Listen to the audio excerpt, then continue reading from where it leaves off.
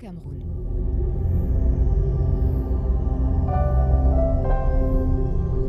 La commission de la CEMAC est une institution sous-régionale qui englobe les 6 pays de l'Afrique centrale, le Cameroun, le Centrafrique, le Congo, le Gabon, le Tchad et la Guinée équatoriale.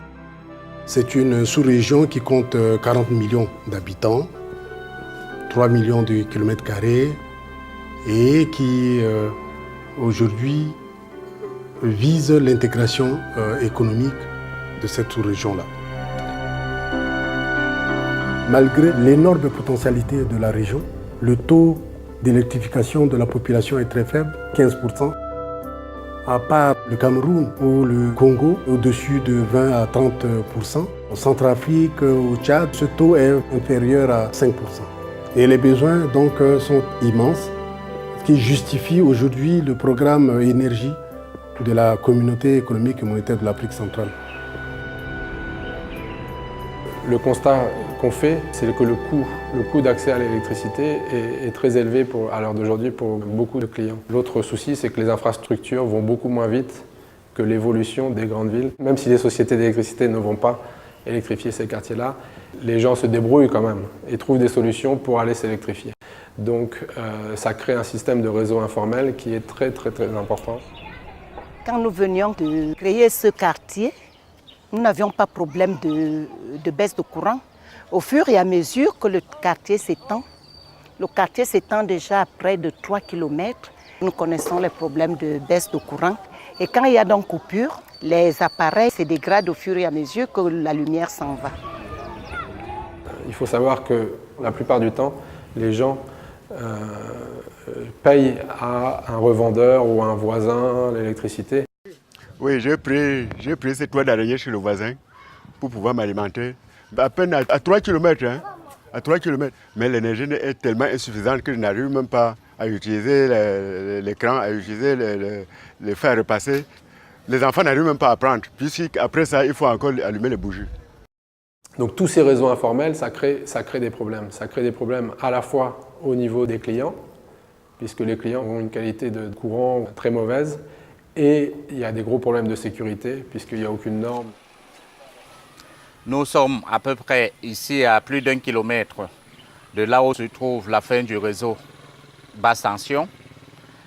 Et on a un câble qu'on a trouvé coupé et qui touche le sol. Si un piétine au hasard ce câble-là, il peut recevoir un choc électrique. Le projet va enrayer entièrement tous ces problèmes-là. Il n'y aura plus de problème de sécurité parce que tout le monde aura son branchement normalisé. Et c'est ça l'intérêt du projet. La facilité énergie est une initiative de la Commission européenne dans le cadre de l'initiative européenne pour l'énergie. C'est un engagement qu'a pris l'Union européenne dans le cadre du sommet pour le développement durable en 2002. Pour la zone CEMAC, comme pour beaucoup d'autres zones, la facilité énergie a vocation effectivement à essayer, par l'apport d'énergie en région rurale et périurbaine, de faciliter, de favoriser le développement, non seulement économique, mais également le développement social, parce que comme vous le savez, si on veut donner des soins de santé, on a besoin d'énergie. Si on doit aller étudier, on a besoin d'énergie. Il faut de l'électricité aussi pour faire fonctionner les écoles, mais également on a besoin d'énergie pour le développement de l'agriculture, le développement du secteur minier, le développement de tous les secteurs productifs des différents pays de la CEMAC. Le projet vise à électrifier entre 45 000 et 57 000 ménages dans les quartiers périurbains des grandes villes de l'Afrique centrale. C'est un projet qui a un budget d'environ 20 millions d'euros, dont 50% sont financés par la facilité énergie et le solde par les partenaires du projet, à savoir la CEMAC, environ 5%, les ministères en charge de l'énergie, environ 13%, les sociétés d'électricité, 24%, et le solde par les usagers. Les études sont faites de manière à ce que tous les habitats qui sont dans la zone puissent être raccordés avec le même coût moyen de branchement qui a été étudié par Aviasonel, qui est de 40 000 francs CFA. Et les populations ont la possibilité de payer le coût de ce branchement par moratoire jusqu'à 12 mensualités. Donc toutes les populations de la zone peuvent être raccordées au même coût. Ça facilite également l'accès à l'électricité dans les zones concernées par le projet CEMAC. Le projet en Centrafrique a commencé et aujourd'hui nous sommes dans la phase de multiplication, ce qui suppose qu'il y avait eu une phase test durant laquelle on a expérimenté les concepts du projet en termes de démarche méthodologique parce que c'était carrément différent de la démarche utilisée par les sociétés d'électricité.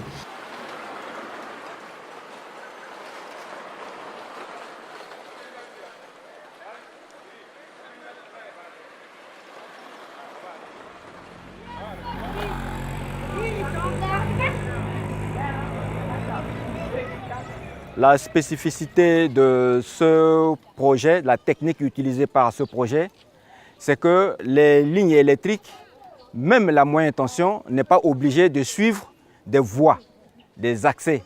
L'exemple est là. Nous avons le réseau moyenne tension qui arrive, qui surplombe un marché et qui atterrit à cette place-là. Nous avons le transformateur qui est là, en plein quartier, et de ce transformateur rayonne donc la basse tension. La basse tension va jusqu'à toucher les clients les plus perdus, qui eux n'avaient aucun espoir pour avoir l'électricité. Et vous voyez à côté, c'est un compteur. Donc sur tous les transformateurs, nous mettons un compteur d'énergie qui enregistre toute la consommation de la zone couverte par ce transformateur-là. Et ça permet également aux exploitants de voir, de surveiller donc, la vie du transformateur.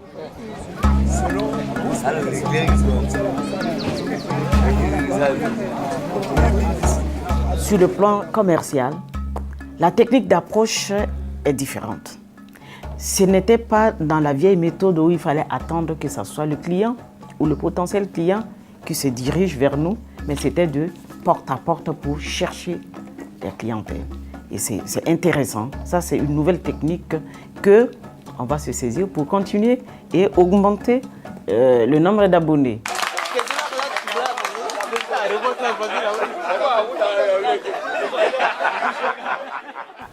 Ce que le projet nous a apporté de nouveau, c'est que dans cette dynamique d'aller au-devant des gens, nous avons pu rencontrer les autorités coutumières, c'est-à-dire les chefs de quartier, les chefs de carré et les chefs des arrondissements autour du gouverneur. Nous avons pu faire une grande réunion et qui, par la suite, s'est démultipliée par des rencontres dans les quartiers.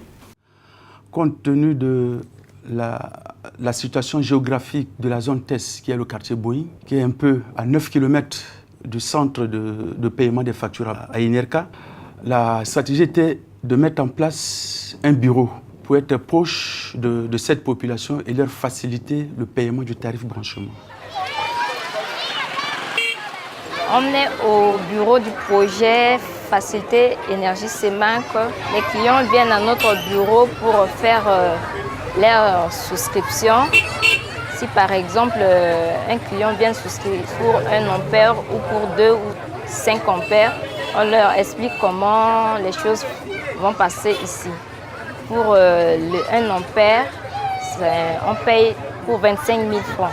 Et pour 2 ampères, c'est pour 35 000 et pour le 5 ampères, c'est pour 50 000 francs. Et il va mener leur dossier, c'est-à-dire leur pièce d'identité, dès que le branchement soit établi et on leur intègre au niveau du fichier de l'ENERCA.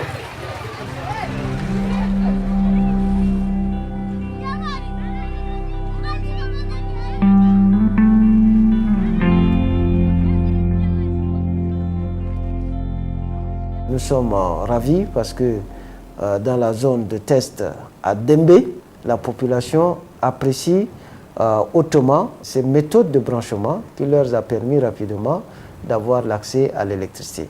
Les autres zones sont en attente, mais aux dernières nouvelles, les matériels sont déjà à la douane et nous pensons que ces populations que j'ose qualifier de défavorisées vont avoir rapidement l'accès à l'électricité.